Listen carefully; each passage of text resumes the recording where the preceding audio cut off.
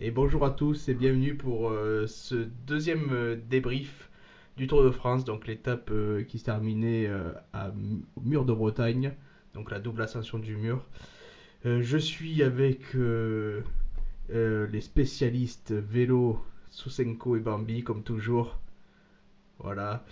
Voilà, petit rappel pour hier, c'était évidemment Cadel Evans et pas Caleb Ewan. Voilà, c'est presque le même nom, Ça arrive. voilà, c'est la même nationalité, mais c'est pas vraiment le même style de coureur. C'est le moins qu'on puisse dire. C'est clair. Et c'est vrai que c'était compliqué aujourd'hui pour Ewan. Voilà. Et moi, j'ai fait aussi une erreur sur la première étape, j'ai bête Christophe alors qu'il faisait pas le tour, j'étais persuadé. J'étais persuadé Ouais, qu'il. parce qu'il devait être dans les côtes. Ouais, exactement. Il était dans les côtes et j'étais persuadé, mais il était en Il, balotage défavorable. Ils n'ont pas pris. Ils n'ont pas pris. il était dans les côtes, mais il faisait pas le Ouais, tour. ouais. Je crois que UAE a hésité jusqu'au dernier moment. Ils l'ont pas mis, c'est dommage, mais bon. Enfin, un Ils peu ont, ils ont. moyen de la part de Wina, quoi. Ouais, ouais. Bon, après, j'avais pas mis beaucoup vu qu'il était à 500, donc j'ai pas demandé le remboursement. Ils Voilà. n'ont pas remboursé. Ils ont remboursé automatiquement, hein, je pense. Je pense pas, il faut que je regarde. Mais bon, si j'ai mis 2 Ah. euros, 2 euros pour Ouais. 1000 à 500, donc bon, c'est pas très grave. Voilà, du coup, on va parler un peu de cette arrivée au mur de Bretagne, c'était quand même une très belle étape, une belle stratégie. On en parlera un peu plus tard de ça. Voilà, moi, ce que j'ai bien aimé, c'est que, comme hier, chez Ling, toujours au top. Enfin, ça anime un peu ces milieux d'étape qui sont souvent un peu ennuyeux. Voilà, et One qui refait encore le sprint intermédiaire, comme hier. Donc, ça j'ai bien aimé. Voilà, si vous avez des choses à dire, allez-y. Ou sinon, on parle. J'ai un débat aussi.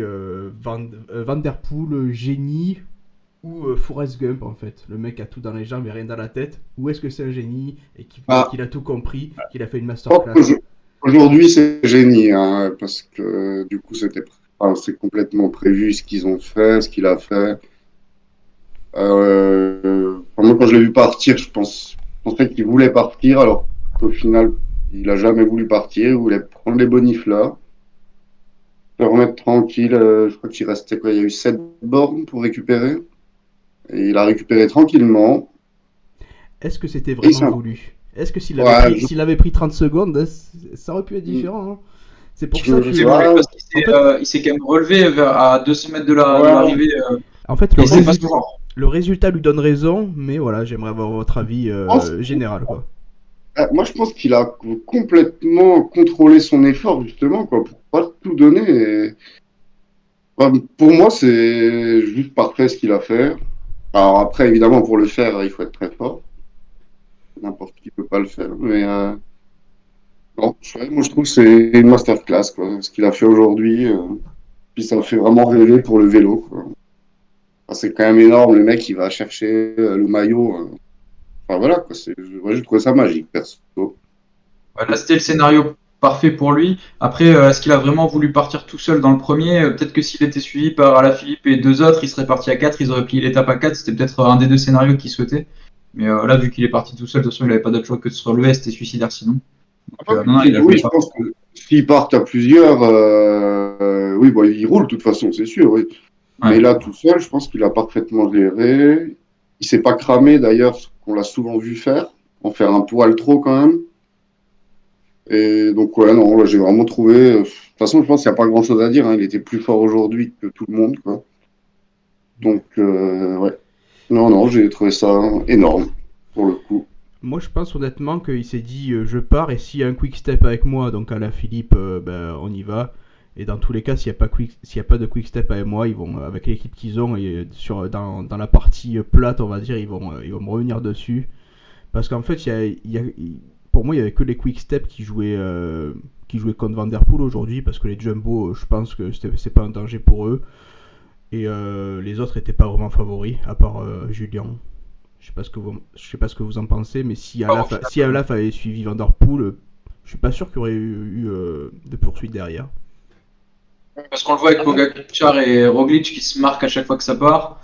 Donc je pense que ouais, c'était entre les deux et pour Barco.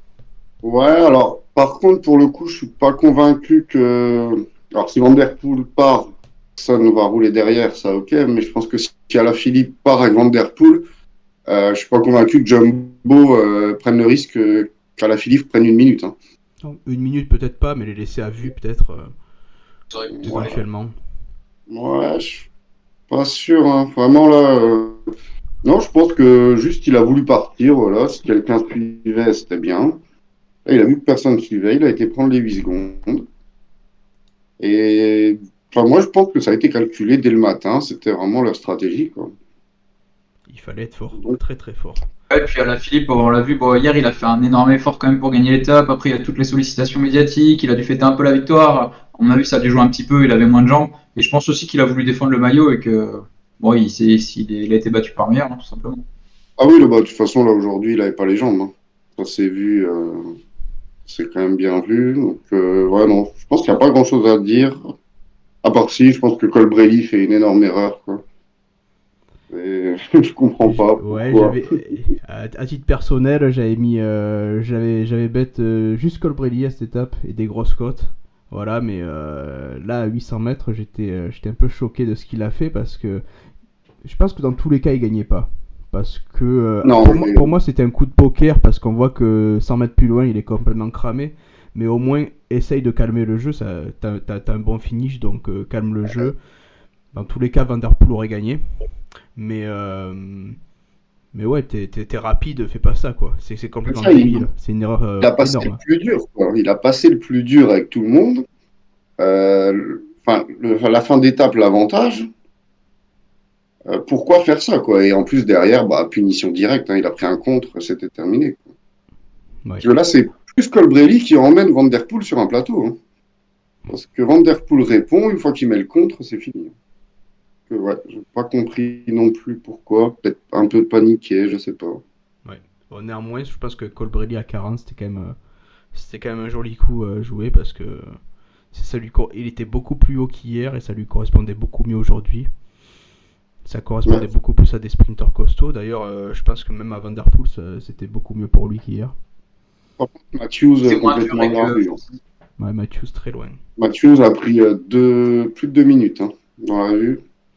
Ouais. Donc, Il a craqué sur la fin. Il a craqué sur la ouais. fin. Par contre, on peut peut-être citer Pogacar et Roglic, Ah bah, encore bien au-dessus des autres. Ils font 2 et 3. Je suis sûr que si les deux ils jouaient la victoire sur une étape comme ça, ils iraient la gagner à deux. Hein. Clairement, oui. ils sont tellement au-dessus. Et d'ailleurs, donc les cotes baissent de jour en jour. Ils sont toujours donc, enfin, c'est la même cote pour les deux. Mais par contre, les deux cotes baissent de jour en jour. Quoi. Ouais, parce qu'ils Tellement, ont pris ils ont pris quelques secondes à Geraint Thomas et il y a Miguel Angel Lopez qui a plus de 2 minutes déjà. j'ai pas vu si Carapace était dans le coup. Il a pris 5 secondes J'imagine. hier. Mais aujourd'hui, je pense que ouais, c'était bon pour lui. Carapaz, il a fait 12e de l'étape, il était dans le groupe à 8 secondes. Ok, parce que Ineos a pas mal roulé. Hein. Ouais, ils ont fait exprès pour le placer, mais Thomas a lâché sur la fin. Ouais. D'ailleurs, c'est assez drôle. Ineos qui prend tout le temps les milieux d'étape, ils se mettent toujours devant. Ils veulent vraiment montrer qu'ils sont les patrons, alors que bon. Ah, puis là, ouais, sur une étape comme ça, enfin, laissez faire. Éviter Quoi. les chutes, peut-être. Ouais, c'est vrai. Mais ouais, c'est toujours un peu la mentalité de. Un peu US Postal qui avait. Ouais, qu'on le a rouleau connu. compresseur. Ouais. Ouais. Puis voilà, je voulais revenir un peu sur les principes des cotes, quoi. Des fois, on peut mettre des cotes un peu fantaisistes, voilà, il faut faire attention à ça, hein, parce que des fois, je trouve que c'est sympa de jouer des grosses cotes, voilà, des gros risk-reward, comme on dit, plutôt que jouer des halaf. Aujourd'hui, il était super bas, quoi. Et en fait, C'est je trop. trouve que les bookmakers vélos sont très orientés sur le résultat de la veille. Ouais, C'est-à-dire. mais parce Et- que Van Der Poel à 6,50, c'était quand même beaucoup trop haut. Hein. ouais, ouais. Il est même monté à 7,50 ce matin. Ouais, C'est vrai.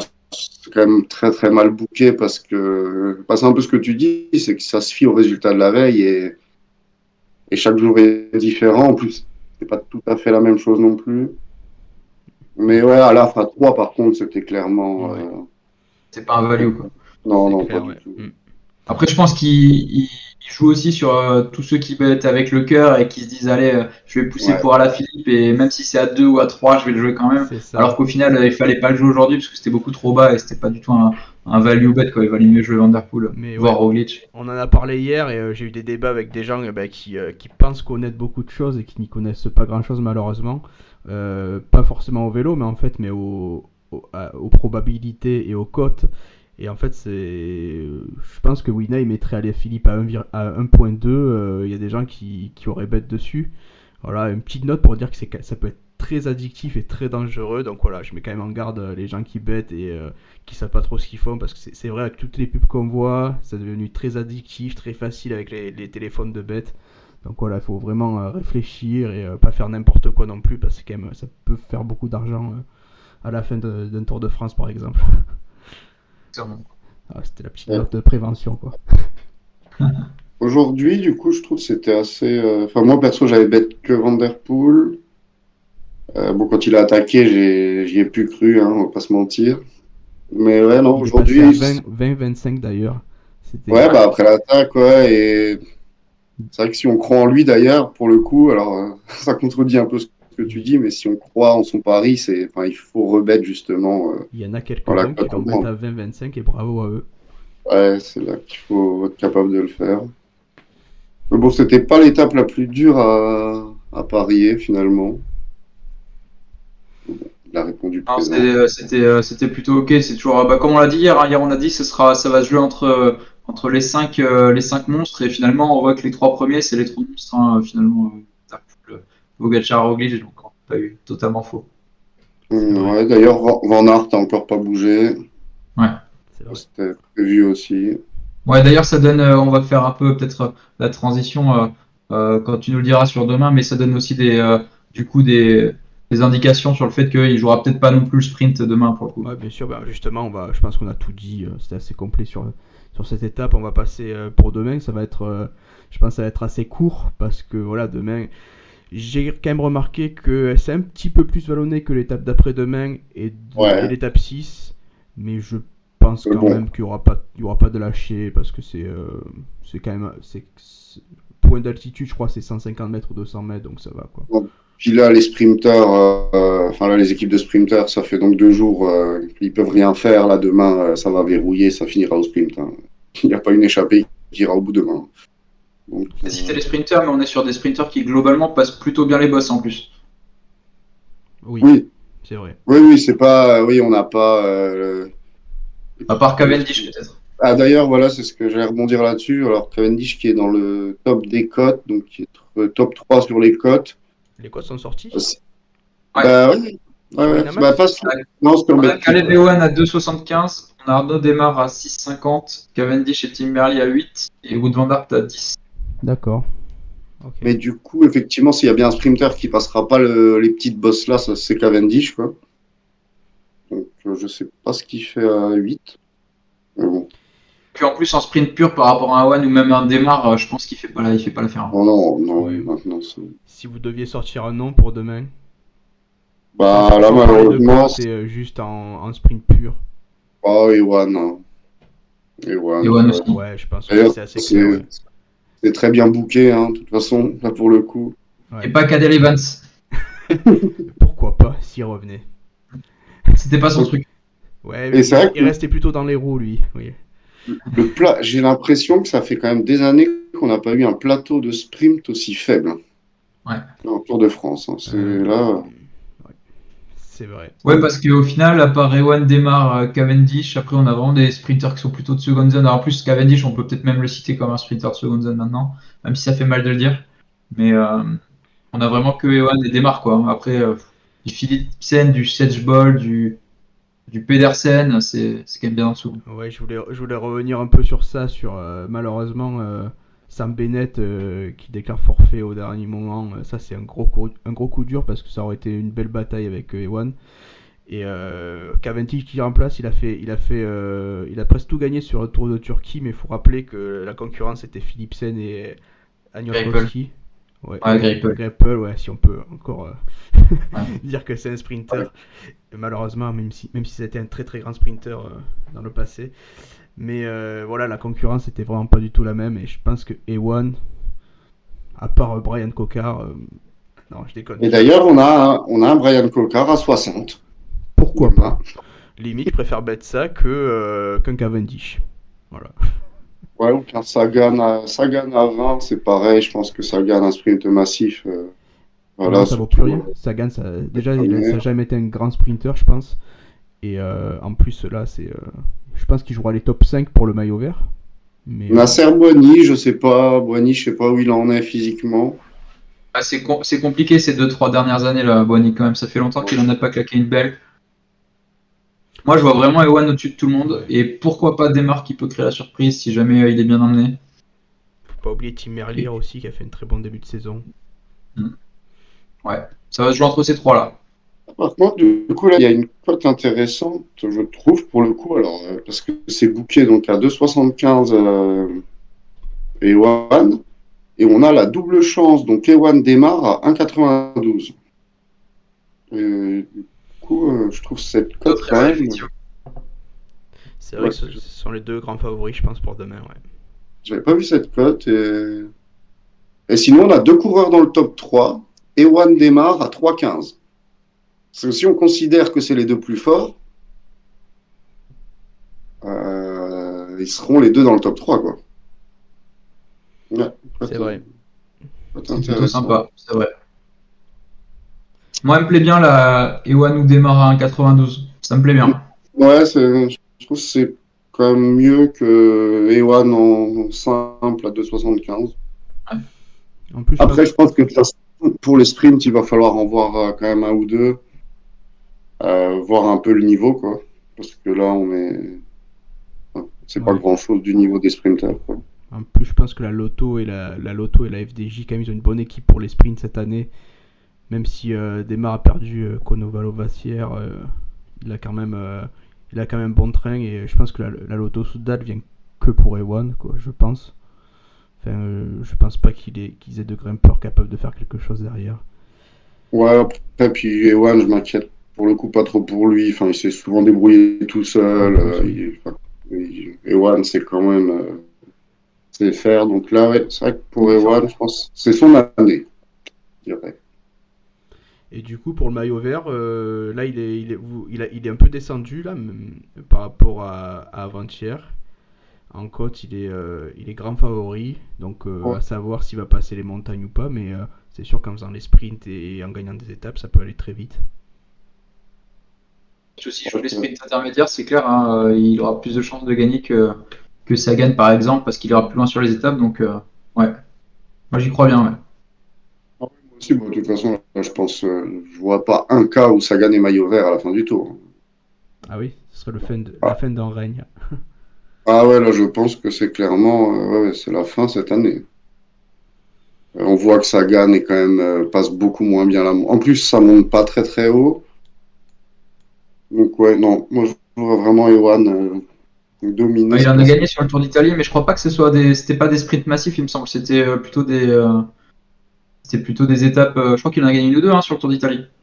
Il me semble, oui. Et je crois, même après, il en a gagné une. Je sais pas si c'était sur le Dauphiné, mais il en a claqué Ouais, quelques-unes cette année, ouais. ouais, il a regagné, mais c'était pas, on n'était pas sur une étape toute plate où ça arrive en peloton groupé, quoi. Exactement, c'était sur un petit groupe. Voilà, donc ouais, c'est quand même différent. Donc je pense qu'en vitesse pure, clairement, Ewan est bien supérieur à Sagan Oui, je pense qu'il n'y a, maintenant. pas- il y a pas de D'accord. débat sur le sujet.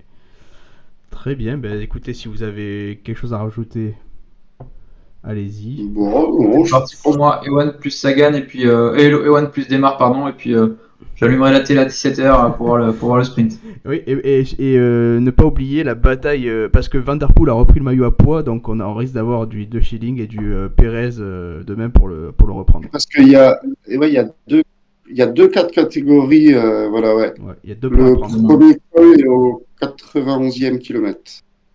Voilà, ça peut pimenter un peu l'étape. Parce qu'en fait, je Mais pense que c'est les seuls points qu'il pourra prendre, parce que le deuxième est trop proche de l'arrivée. Ouais, il n'y a qu'un point sur une quatrième catégorie. voilà, oui, Ouais, exactement. donc, Ouais. Très bien, eh bien, merci à tous pour ce débrief. On se retrouve demain pour un débrief d'une étape de plaine et une preview d'une autre étape de plaine. Mais bon, il faut bien que ça arrive. Donc voilà, je vous Exactement. dis, je il vous y en dis, aura. voilà. Donc voilà, je vous dis à demain. Bonne soirée à tous. Merci beaucoup, à demain. Allez.